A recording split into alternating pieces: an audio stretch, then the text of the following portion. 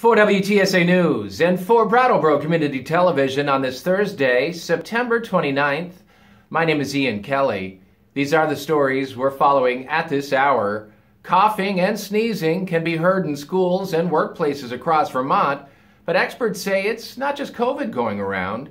In regard to the spread of COVID, Vermont Health Commissioner Dr. Mark Levine says community transmission remains low, and although there's been a minor uptick in hospitalizations, Dr. Levine says not everyone in the hospital is there because of COVID. He went on to add that not all coughs are COVID and that there are a few upper respiratory viruses like RSV going around right now.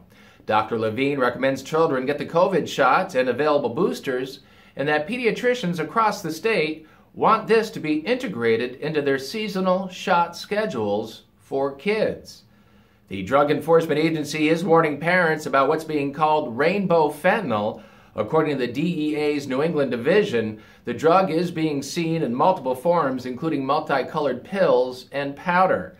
The drugs are made to look like candy, an attempt by cartels to market the drug to kids. The DEA reports rainbow fentanyl has been seen in more than 20 states, including New York and Maine. The Vermont Department of Health says they are aware of these drugs, but don't know if they have reached the Green Mountain State yet.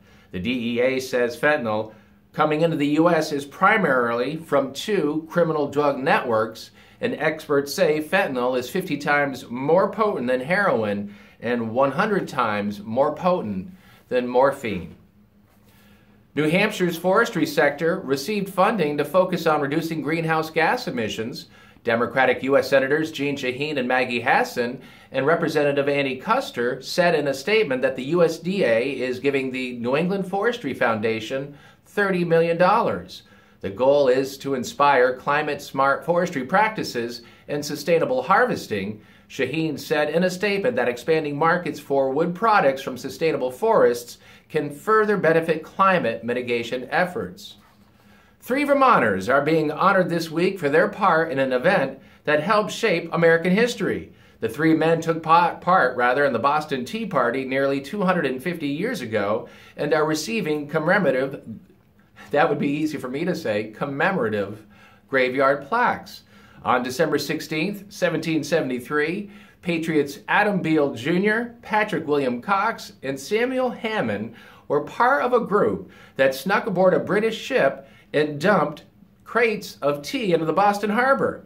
Boston Tea Party ships and museum officials say they are honored to keep the Patriots in their memory. Today, Samuel Hammond will be honored at the West Wardsboro Cemetery, and next year will be the 250th anniversary of the Boston Tea Party, and by that time, all known participants will have markers on their graves. That's pretty amazing.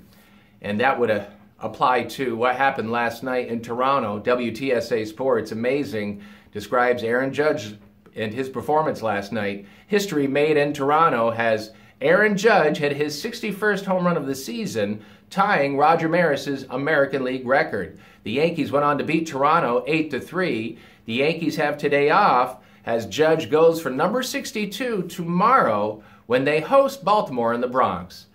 The Red Sox beat Baltimore last night thanks to Alex Verdugo's home run. Red Sox 3, Baltimore 1. Those teams play again this afternoon. Nathan Eovaldi on the mound for Boston. First pitch is at 1:30.